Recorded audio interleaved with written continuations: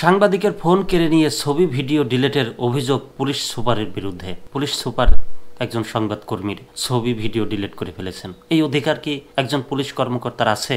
একজন সংবাদকর্মী, তার কাজই তো সে ছবি তুলবে, ভিডিও করবে, সেটা হোক ভালো কাজের, সেটা হোক অনিয়মের। সেই ছবি সে গণমাধ্যমে প্রচার করবে। যেই মাধ্যম আছে, সোশ্যাল মাধ্যম থাকুক, বেসরকারি টিভি চ্যানেল থাকুক বা পত্রিকা থাকুক, যেই পত্রিকার মাধ্যমে সবাই জানতে পারবে এটা ভালো কাজ এবং এটা খারাপ কাজ, এবং সেটা একমাত্র গণমাধ্যম কর্মী দিয়েই সম্ভব। গণমাধ্যম কর্মীরাই এই বিষয়টা করতে পারে বা তার অধিকার আছে বা তার কাজে এটা। সেই জায়গায় একজন যদি ছবি নাও দিতে চায়, গণমাধ্যমের কর্মী কি করবে? সেই ছবিটা তা প্রথমে তাকে জানাবে, যদি সে না দেয় যেভাবেই হোক তার কাজই সেই ছবি নিয়ে আসা এবং প্রচার করা। এটাই তো গণমাধ্যমের কর্মীর কাজ, নাকি কি বলেন? তো সেই ছবি ফুটেজ যদি কোনো বাহিনীর লোক ডিলিট করে ফেলে, এই অধিকার কি তার আছে? আসলে বাহিনী, আমি স্পেসিফিক পুলিশ কর্মকর্তা দোষ দেব না বা বলবো না। কোনো বাহিনী রাজনৈতিকভাবে যখন ব্যবহার হয় তখন এই কাজগুলো হয়, বিশ্বাস করেন আপনারা। এবং রাজনৈতিক, ভুলে যাবেন না আপনারা গত 15-16 বছরের কথা। রাজনৈতিক কাজে ব্যবহার হতে হতে একসময় তারা নিজেরাই নিজেদেরকে বস মনে করে বা রাজনৈতিককে নিচে ফেলে তারা উপরে উঠে যায়। এমনটাই কিন্তু হয়েছিল।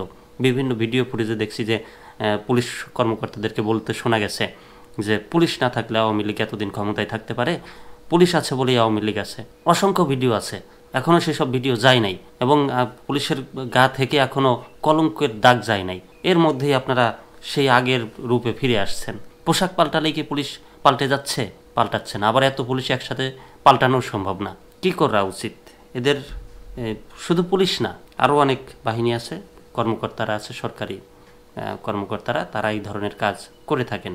তো এবং পুলিশ যদি জনমানুষের আস্থা ধরে রাখতে চায়, একটু একটু করে জায়গা নিচ্ছিল পুলিশ কর্মকর্তা, জনমানুষের মনে একটু একটু করে জায়গা করে নিচ্ছিল, কিন্তু সেই কাজগুলো যদি আবার পুনরাবৃত্তি হয়, তাহলে সেই জায়গা মুছে যেতে পারে। বিস্তারিত পড়ব।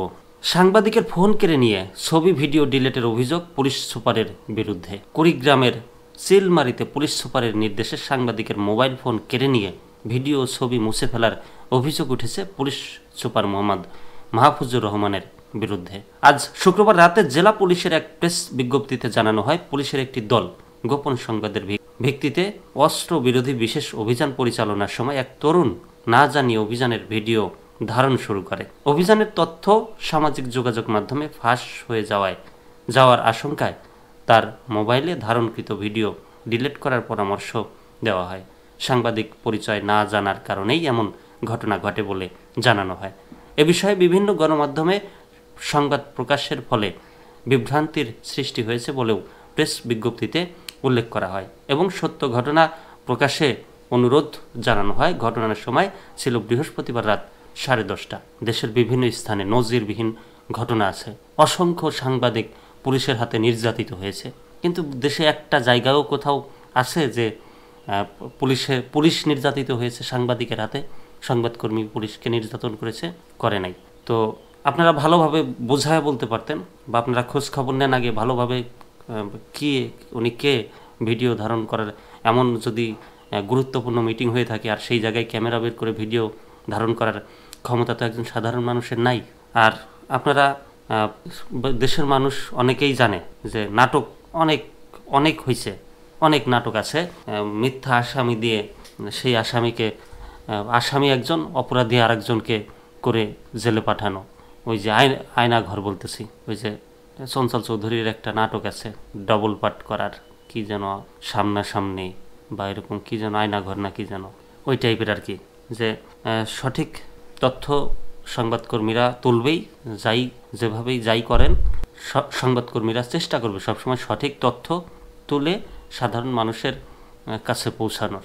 সূত্রে জানা গেছে 10 এপ্রিল সকালে কুড়িগ্রামের চিলমারি ও গাইবান্ধার সুন্দরগঞ্জ উপজেলার হরিপুর শহরের মোড় এলাকায় ঈদে চিলমারি হরিপুর তিস্তা সেতুতে ঘুরতে যাওয়া মা মেয়েকে উত্ত্যক্ত করার অভিযোগ ওঠে। পরে মাইকিং করে দুই পক্ষের মধ্যে সংঘর্ষের ঘটনা ঘটে।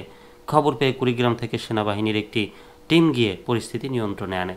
ওই দিন রাত 10:30টার দিকে ঘটনাস্থল পরিদর্শনে যান কুড়িগ্রাম জেলা পুলিশ সুপার মোহাম্মদ মাহফুজুর রহমান। এ সময় স্থানীয় সাংবাদিক স্বদেশ পত্রিকার চিলমারী উপজেলা প্রতিনিধি জাহাঙ্গীর আলম সাদ্দাম ছবি ও ভিডিও ধারণ করলে পুলিশ সুপারের নির্দেশে পুলিশের এক সদস্য তার ফোন কেড়ে নিয়ে ভিডিও ছবি ডিলিট করে পরে তা ফেরত দেন। বারবারে একই কথা আছে, পুলিশ সদস্য কেড়ে নিয়েছে কেন? রিকোয়েস্ট করা যেত বা বলা যেত যে এটা গোপন মিটিং বা এটা গোপন ভিডিও, এটা যাই হোক এটা নেগোসিয়েশনের মাধ্যমে করা যেত, কিন্তু কেড়ে নিয়ে ডিলিট করার অধিকার তো পুলিশের নাই, আছে নাকি বলেন? ভুক্তভোগী সাংবাদিক জাহাঙ্গীর আলম বলেন, ঘটনাস্থলে পুলিশ সুপার আসার খবর পেয়ে সেখানে গিয়ে ছবি ও ভিডিও ধারণ করছিলাম। তখন পুলিশ সুপার আমার মোবাইল ফোন দিতে বলেন। আমি সাংবাদিক পরিচয় দেওয়ার পরও তিনি আমার ফোন কেড়ে নিতে বলেন এবং সঙ্গে থাকা একজন পুলিশ সদস্য তা নিয়ে ছবি ও ভিডিও ডিলিট করে দেয়। এমনকি তিনি আমার সঙ্গে খারাপ আচরণ করেন এবং মিডিয়া থেকে সরিয়ে দেওয়ার হুমকিও দেন। ওই যে বললাম, তারা আবার আগের রূপে ফিরে আসছে, পোশাক পাল্টানো হয়েছে কিন্তু সদস্য না।